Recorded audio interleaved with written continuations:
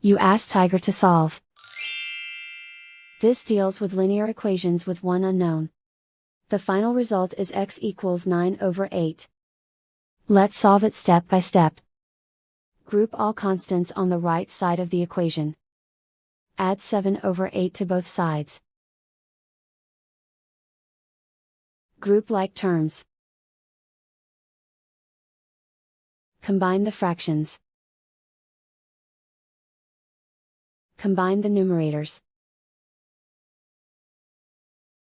Reduce the zero numerator. Simplify the arithmetic. Find the lowest common denominator.